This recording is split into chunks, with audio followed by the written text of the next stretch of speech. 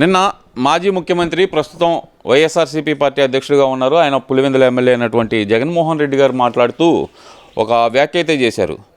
మా తండ్రి గారితో పోటీ పడుతున్నాను అంటున్నావు, 40 ఏళ్ల చరిత్ర ఉన్న నీకు నాతో పోటీ పడటానికి ధైర్యం సరిపోవట్లేదు, నాతో పోటీ పడి చూసుకుందామంటూ ఆయన చేస్తున్న సవాల్ని అసలు ఎలా చూడాలంటారు? అందరికీ నమస్కారం అండి. జగన్మోహన్ రెడ్డి గారు ప్రెస్ మీట్ పెట్టకపోతే మనం ఆశ్చర్యపోవాలి, కానీ పెడితే ఆశ్చర్యం ఉండదు బెదరు. జగన్మోహన్ రెడ్డి గారు నెలకు 2 నెలలకు కుంభకరుణలాగా నిద్రపోయి లేచి వచ్చి ప్రెస్ మీట్ పెడతా ఉంటాడు. అది కూడా సొంత ఛానల్స్ 5-6 ఛానల్స్ ఉన్నాయి కదా, పోరంబోకులు ఉన్నారు కొంతమంది. ఆ ఛానల్స్ ఏది పెట్టుకొని ఈ సొల్లు అన్నీ మాట్లాడుతూ ఉంటాడు. ఇతను మాట్లాడే వ్యవహారం ఎట్టుందంటే దెయ్యాలు వేదాలు ఒలించినట్టుగా ఉండవు ఈ జగన్మోహన్ రెడ్డి గారు నువ్వు మాట్లాడే మాటలు. ఎందుకంటే మీ నాన్నతో పోటీ పడేది ఏంది? మీ నాన్నే చంద్రబాబు నాయుడు గారితో పోటీ పడ్డాడు. అది గుర్తుపెట్టుకో. ముందు మీ నాన్నతో పోటీ పడాల్సి దేంట్లో పోటీ పడాలా? అచ్చల్లో ఏంది దోచుకోవటాలు, జలాగ్నం పెట్టిన ధనాగ్నంతో దోచుకోవటం, దాచుకోవటం, నీ బోటి పోరంబోగుని పెంచటం. 5 లక్షలు నువ్వు ఆ రోజు మీ నాన్న ముఖ్యమంత్రిగా ఉన్నప్పుడు తొలి సంవత్సరం నీ ఇన్కమ్ ట్యాక్స్ 5 లక్షలు కట్టావు. నెక్స్ట్ ఇయర్ వచ్చి 80 కోట్ల రూపాయలు అడ్వాన్స్ ట్యాక్స్ కట్టావు. పోరంబోగు మాటలు మాట్లాడుతున్నావా? సిగ్గుండొద్దు. అలాంటి పనులు మా నాయకుడు చంద్రబాబు నాయుడు గారు చేయలే. ఎందుకంటే వాటిలో పోటీ పడేది వ్యవహారం ఉండదు. మా నాయకుడు పోటీ పడేది ఏంటంటే అభివృద్ధి, సంక్షేమము,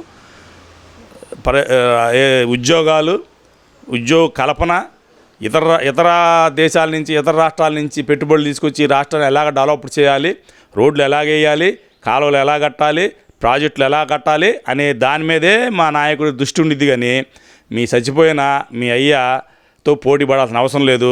ఇది గుర్తుపెట్టుకో జగన్మోహన్ రెడ్డి.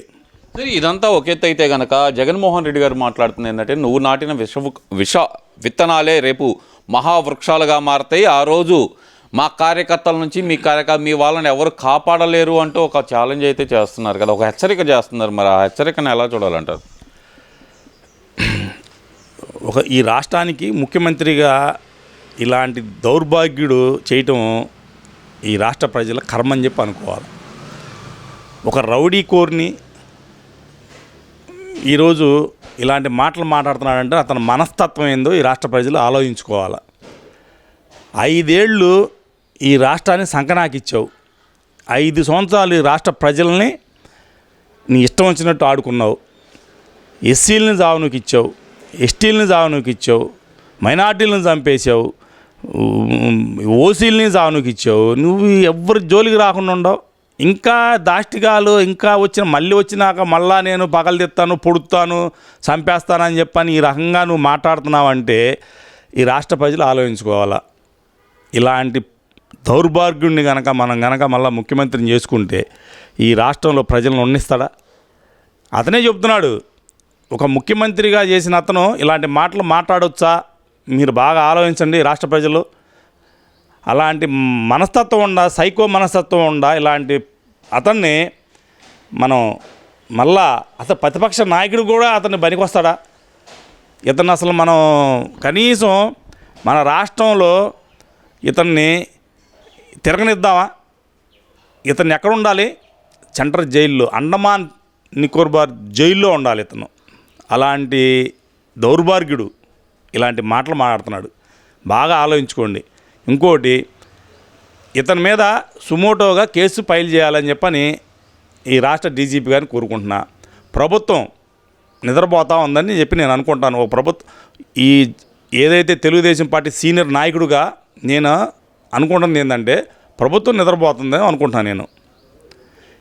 ఎవరైనా ప్రెస్ మీట్ పెట్టి బెదిరిస్తుంటే, ఎవరైనా పెట్టుబడులు పెట్టి వచ్చేవాళ్ళని బెదిరిస్తుంటే, వ్యాపారాలు చేసేవాళ్ళని బెదిరిస్తూ ఉంటే, లేదా ఏదన్నా మంచి చేద్దాం అనుకున్న వాళ్ళని బెదిరిస్తూ ఉంటే, లేదు ఇలాంటి దుర్మార్గులను ఎదిరిద్దామని చెప్పని ఇలాంటి వాళ్ళని మళ్ళీ ఈ సంఘానికి చీడపురుగు లాగుండారు, ఇలాంటి వాళ్ళని మన దగ్గర రానికూడదని మాట్లాడే వాళ్ళని బెదిరిస్తూ ఉంటే మీరు నిద్రపోతున్నారని చెప్పి మేము అనుకుంటున్నాం. ఏంటి అతన్ని ఏం చేద్దాం అనుకుంటున్నారు మీరు? ఇతను ప్రజా బాహుళ్యంలో తిరగాల్సిన వ్యక్తేనా ఇతను? మీరు ఆలోచించండి. డీజీపీ గారు కానీ, హోమ్ మినిస్టర్ గారు కానీ, లేదా ముఖ్యమంత్రి గారు కానీ, లోకేష్ గారు కానీ, పవన్ కళ్యాణ్ గారు కానీ, మీరు ఆలోచించండి. ఇతన్ని ఇమీడియట్గా అరెస్ట్ చేసి లోపలేయాలా, లేదా కోర్టు అయినా సుమోటోగా తీసుకొని ఇతని మీద యాక్షన్ తీసుకోవాలా. ఈ ఒక్క ప్రెస్ మీట్ కాదు, ప్రతి ప్రెస్ మీట్లో ఇతను విదేశాల నుంచి పెట్టుబడులు ఏమైనా తేటానికి కనుక మన వాళ్ళు వెళితే, లోకేష్ గారు కానీ, చంద్రబాబు నాయుడు గారు కానీ వెళ్తే కనుక జగన్మోహన్ రెడ్డి గారు ప్రెస్ మీట్ పెట్టి ఇదే మాటలు మాట్లాడుతున్నాడు. అంటే కారణం ఏంటి? ఈ రాష్ట్ర ప్రజలు బాగుపడటం ఇష్టం లేదు, ఈ రాష్ట్ర ప్రజలు సుఖంగా ఉండటం ఇష్టం లేదు, ఈ రాష్ట్రాన్ని డెవలప్ చేయడం ఇతనికి ఇష్టం లేదు. ఇతను దాచుకోవటము, ప్రజల్ని బానిసలుగా ఆలోచిస్తూ ఉన్నాడు. ఇతను రాజరికం అనుకుంటున్నాడు, రాజుల్లా కళ్ళగా అంటున్నాడు అనమాట. నేను రాజుని, క్రితం ఎన్నో జన్మలో రాజునని చెప్పని కళ్ళగాన్ని ఆ కళ్ళని ప్రజల మీద రుద్దాలని చూస్తూ ఉన్నాడు.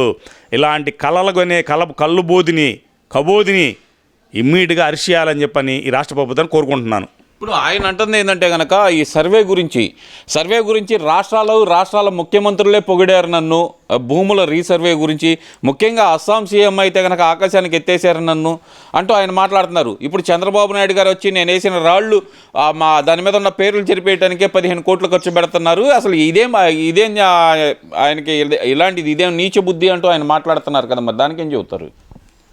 ఇప్పుడు స్టోన్స్ మీద బొమ్మలు వేసుకునే దౌర్భాగ్యుడు ఎవరైనా ఉన్నాడా?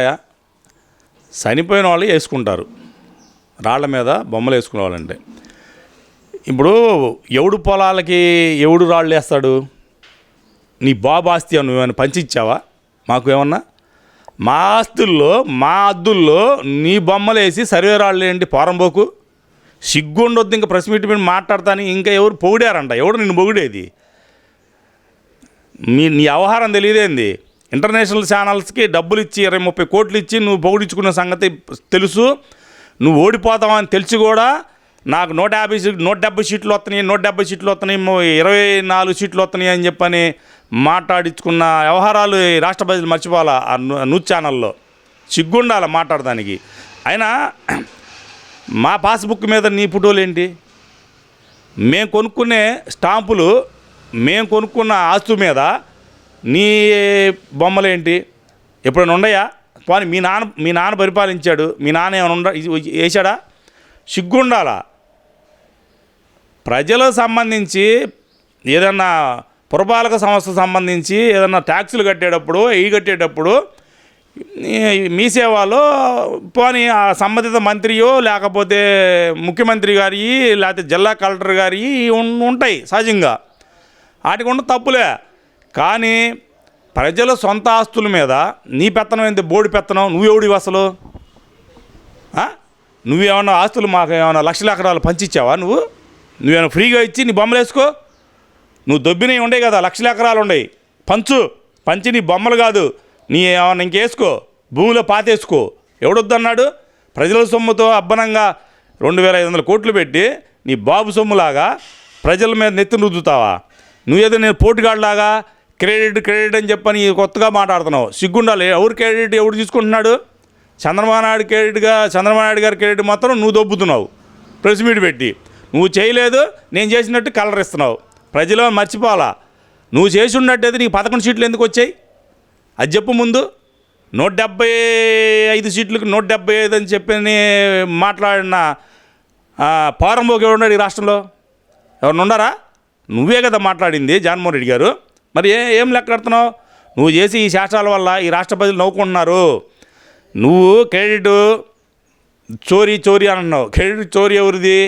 దొంగతనం చేయాలన్నా, దొంగని ఏమార్చి మళ్ళా దొంగ దగ్గరే దొబ్బాలన్నా నీకన్నా మొగాడు ఈ రాష్ట్రంలో ఎవరు లేరు. అలాంటి పనులు చేయటంలో నువ్వు నెంబర్ 1. ఎవరు కాదంటలా. ఈ రాష్ట్ర ప్రజలు కూడా అంటున్నారు అదే మాట. కానీ మంచి చేయాలన్నా, ఈ రాష్ట్రానికి పెట్టుబడులు తేవాలన్నా, ఈ రాష్ట్రంలో ఉన్నటువంటి ప్రజలకి సంక్షేమ పథకాలు అందాలన్నా, రోడ్లు, కాలువలు, కలవట్లు, లేదా ఏదైతే రైతులకు సంబంధించిన వ్యవహారాలు అయినా సరే, రైతులు పండించిన పంటకైనా సరే, రైతు సోదరులకు సంబంధించిన ఏదైతే మన డామ్స్ అయినా సరే, వీటన్నిటికి కూడా కట్టాలి అంటే ఓన్లీ ఒక చంద్రబాబు నాయుడు గారు వల్లే ఇద్ది, ఈ కూటమి ప్రభుత్వం వల్లే ఇద్ది. ఇది గుర్తుపెట్టుకో. నీ ఇష్టం వచ్చినట్టు నువ్వు ప్రెస్ మీట్లు పెట్టి నవ్వులు పాలు కావద్దని చెప్పని ఈ జగన్మోహన్ రెడ్డి గారిని కోరుకుంటున్నాం. సో ఇదంతా ఒకెత్తి అయితే కనుక ఆయన పదే పదే రెచ్చగొట్టే వ్యాఖ్యలు చేయటం వెనక ఉన్న రహస్యం అనుకోవచ్చు అంటారు. నిన్న విజయసాయిరెడ్డి గారు ఏదైతే కనుక కొన్ని కామెంట్స్ అయితే చేశారు, చుట్టూ ఉన్న కోటరిని అలాగే కూటమిని విచ్ఛిన్నం చేయకపోతే కనుక నువ్వు పాదయాత్ర చేసినా ఉపయోగం లేదంటూ ఆయన చేసిన కామెంట్స్ని అసలు ఎలా చూడాలంటారు? అంటే విజయసాయిరెడ్డి గారు సలహా ఇస్తున్నారు అనుకోవాలంటారా, లేదంటే కనుక ఉన్న కోటరీ గురించి నిజాలు చెప్పారనుకోవాలంటారా? ఇప్పుడు విజయసాయిరెడ్డి గారి ఇష్యూ ఏంటంటే నెంబర్ టూ అని అనుకుని అనేవాళ్ళు. యాక్చువల్గా మనకి ఇది ఈ ప్రభుత్వం ఏది వాళ్ళ పార్టీ వచ్చిన కాడి నుంచి, జగన్మోహన్ రెడ్డి గారి పార్టీ వచ్చిన కాడి నుంచి వాడుకున్నాడు, వదిలేశాడు. అది అలవాటు ఆయనకి. ఎందుకంటే వాళ్ళ అమ్మని ఉపయోగించుకున్నాడు, బయటికి తరిమాడు. వాళ్ళ చెల్లెల్ని 3500 కిలోమీటర్లు పాదయాత్ర చేయించాడు జైల్లో ఉన్నప్పుడు, వాడుకున్నాడు, బయటికి తరివేశాడు. వాళ్ళ బాబాయిని వాడుకున్నాడు, మర్డర్ చేయించాడు. ఏంది ప్రజల్లో సానుభూతి కోసం కోడికత్తి సీను చేత డామా ఆడిచ్చాడు. ఆడేం బ్రహ్మాండంగా నవ్వాడు. ఫ్లైట్ ఎక్కాడు, హైదరాబాద్ పోయి ఓన్లీ అది మామూలుగా ఆపించి కూడా దిగలేదంట, కింద లోపల ఆపించి కూడా దిగలేదంట. ఆడ ముక్కోడితో ఈ తిక్కోడు ఇద్దరు కలిసి నాటకం ఆడి ఆ ఫోటోలు లీలు చేసి హాస్పిటల్ ఏదో 10 రోజులు ఉన్నట్టు నాటకం ఆడారు. మళ్ళా ఎలక్షన్ మూమెంట్లో విజయవాడలో ఎవరి చేత రాళ్ళు వేయించుకొని నాకు ముందేమో కుడికంటి తగిలింది అంటాడు, తర్వాత ఏమో ఎడం కంటికి కట్టుకుంటాడు. ఆడు ఇంకో పారం పోకుండా చెప్పల మంత్రి వాడు ఒకరోజు ఏమో కుడికంటికి చూపించాడు, తర్వాత ఏమో ఎడం కంటికి కట్టాడు. మీడియా వాళ్ళు అడిగి చూపిస్తేనేమో నోరేళ్ళ పెట్టాడు. ఇలాంటి పోరంబోకు పనులు చేసేది, ఇలాంటివన్నీ చేసేది ఈ రాష్ట్రంలో ఎవరైనా ఉండారా అంటే Jaganmohan Reddy batch, Jaganmohan Reddy and batch అని చెప్పని రాష్ట్ర ప్రజలు నవ్వుకుంటున్నారు. అసలుంటప్పుడు ఇతను ఏదో చేస్తాను, ఏదో పొడుతాను, నేను వచ్చినాక ఏదో చేస్తాను, నువ్వు 5 ఏళ్ళు ఏం చేసావు? దానికి ఎదురొడ్డి నిలబడ్డ నాయకులు ఉన్నారు. ఎదురొడ్డి నువ్వు ఆస్తులు దొబ్బినా మీసాలు మెలేసి నిలబడ్డ నాయకులు కార్యకర్తలు ఉన్నారు. నువ్వు జై జగన్ అని అనమంటే నేను జై చంద్రబాబు నాయుడు గారిని అంటాను అని చెప్పని వీర మరణం చెందిన మా నాయకుడు ఏంది బీసీ బిడ్డ చంద్రయ్య గారు అటువంటి గొప్ప నాయకుల్ని, కార్యకర్తల్ని కల ఏదన్నా ఈ దేశంలో ఉందంటే పార్టీ అది తెలుగుదేశం పార్టీ. ఏంది మహాపురుషుడు ఎన్టీ రామారావు గారి చేతుల మీదుగా స్థాపించిన ఈ పార్టీ ఈ పేద ప్రజలకి, బీసీలకి, అణగారిన వర్గాలకి ఇది వాళ్ళ పుట్టిల్లు ఈ తెలుగుదేశం పార్టీ. నువ్వు కాదు కదా, నీ బాబు ఏదో చేద్దాం అనుకుంటే పావురాలు కొట్టయ్యాడు, నువ్వేదో పీకుదాం అనుకుంటే నువ్వు 11 సీట్లు పడిపోయావు. ఇదే మాటలు మాట్లాడి నువ్వు నవ్వులు పాలవుతున్నావు ఈ రాష్ట్ర ప్రజల్లో. జగన్మోహన్ రెడ్డి గుర్తుపెట్టుకొని ఇప్పటికైనా బుద్ధి తెచ్చుకొని మాట్లాడటం నేర్చుకో. ప్రజల కోసం మంచిగా, ప్రజల కోసం తిరగడం నేర్చుకో. నువ్వేదో నీ కోసం, నీ ఆస్తుల కోసం, నీకు ఏదో పైనుంచి ఏదో వస్తుంది అంటే ఆయన విజయసాయిరెడ్డి గారు ఏదో చెప్పాడు నా మీద, నన్ను అరెస్ట్ చేస్తారేమో అనే భయంతో నువ్వు ఇలా ప్రెస్ మీట్ పెట్టి ఈ పగలబాలు పలకొద్దని చెప్పని రాష్ట్ర ప్రజలు నవ్వుకుంటున్నారని చెప్పని ఈ జగన్మోహన్ రెడ్డి గారిని కోరుకుంటున్నాం.